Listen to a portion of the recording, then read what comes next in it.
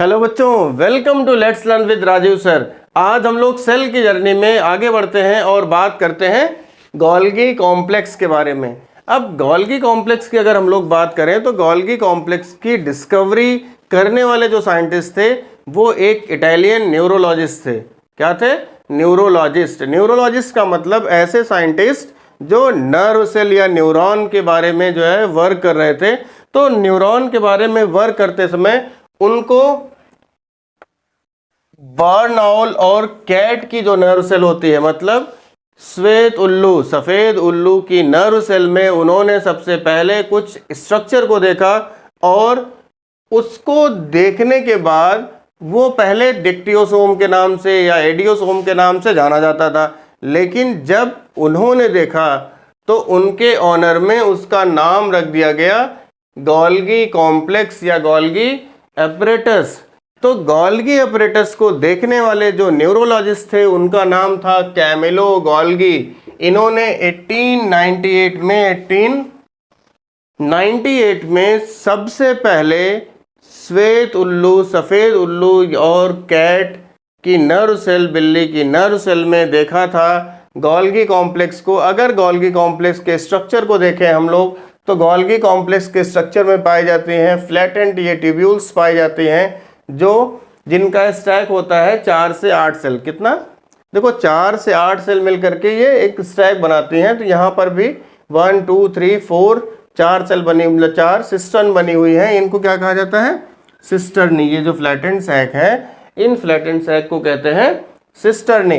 Cisternae के साथ में जुड़े होते हैं कई सारे वेसाइकल्स और वेसाइकल के साथ में होते हैं ट्यूब्यूल्स और वैक्यूल्स पाए जाते हैं। देखो ये सब जो है एक सिस्टम सेल के अंदर पाया जाता है, जिस सिस्टम का नाम है एंडोमेम्ब्रेन सिस्टम, जिसके बारे में हम लोगों ने डिटेल में डिस्कस किया है कि एंडोमेम्ब्रेन सिस्टम के जो मेंबर्स होते हैं वो एक दूसरे के ऊपर डिपेंड होते हैं। सबको पता है ना कि एंडोमेम्ब्रेन सिस्टम के जो मेंबर्स हैं, जैसे एंडोप्लाज्मिक रेटिकुलम है, गोल्गी कॉम्प्लेक्स है, लाइसोसोम है, एक दूसरे से बने होते हैं और एक दूसरे के ऊपर डिपेंड होते हैं। तो यहाँ पर इसका जो काम होगा ये सिस्टर्नी होती हैं। अब इसमें दो तरह की फेज हम लोग दिखाई दे रही है। एक तो जो है कॉनकेव फेज है, दूसरी क्या है? कॉन्वेक्स फेज है।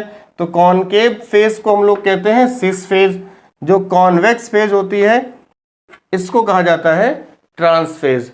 तो यहाँ पर ये जो वेसाइकल्स होती हैं या जो वैक्यूल्स हैं, एंडोप्लाज्मिक रेटिकुलम में सिंथेसाइज होता है प्रोटीन।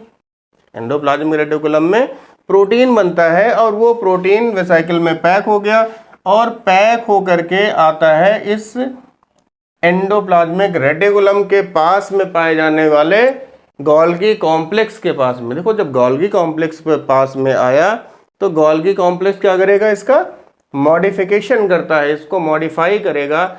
अब देखो मॉडिफिकेशन क्यों जरूरी है? सिंपल सा है कि अगर हम लोग देखें कि घर कहीं अगर सामान को शिफ्ट करना होता है घर से, तो सबसे पहले उस सामान की पैकेजिंग की जाती है। पैकेजिंग से पहले उसका मॉडिफिकेशन करते हैं। मॉडिफिकेशन करने का मतलब कि उसको पहले छोटे पार्ट में तोड़ा जाता है, तोड़ने के बाद उसको प्रॉपर तरीके से पैक किया जाता है और पैक करके फिर डिस्पैच किया जाता है। तो गोल्गी कॉम्प्लेक्स जो प्रोटीन बना रहा है एंडोप्लाज्मिक रेटिकुलम के पास में राइबोसोम, तो उस प्रोटीन को ये पैक करता है, पैक करके फिर इंट्रासेलुलर या एक्स्ट्रा सेलुलर यूज के लिए उसको डिस्पैच करता है। कौन करेगा ये सारा काम? गोल्गी कॉम्प्लेक्स ये सारा काम करता है कि उसको पैक करेगा और पैक करके फिर डिस्पैच करेगा। दूसरा इसका काम क्या होता है कि यहाँ पर जो है बहुत सारी सिंथेसिस भी होती है। मतलब दो काम हो गए, एक तो पैकेजिंग और ट्रांसपोर्टेशन हो गया जो एंडोप्लाज्मिक रेटिकुलम ने बनाया था, उसकी वजह से जो है वहाँ से ये आया यहाँ गोल्गी कॉम्प्लेक्स के पास में और इसने पैकेजिंग और ट्रांसपोर्टेशन किया। दूसरा इसका काम होता है कि ये कुछ अपने जो है लिपिड को सिंथेसाइज भी करता है। क्या बनाएगा? सिंथेसाइज करेगा। तो वहाँ पर अगर हम लोग देखें तो ये काम इसका क्या हो गया कि बर्न आउल और कैट में डिस्कवर किया गया था। ये सबको क्लियर है? अगर हम लोग देखें कि इस गोल्गी कॉम्प्लेक्स के स्ट्रक्चर को, तो ये प्रोटीन और लिपिड का बना होता है। किसका बना होता है? प्रोटीन, लिपिड और पॉलीसेकेराइड का बना होता है। तो अगर हम लोग प्रोटीन कंटेंट देखें तो लगभग इस पूरे गोल्गी कॉम्प्लेक्स में 60% प्रोटीन होता है। 60% प्रोटीन है, 60% प्रोटीन है, और जो बचा हुआ 40% है, इस बचे हुए 40% में पाया जाता है लिपिड और पॉलीसेकेराइड। तो प्रोटीन, लिपिड और पॉलीसेकेराइड मिलकर के एंडोमेम्ब्रेन सिस्टम का एक पार्ट गोल्गी कॉम्प्लेक्स बनाते हैं।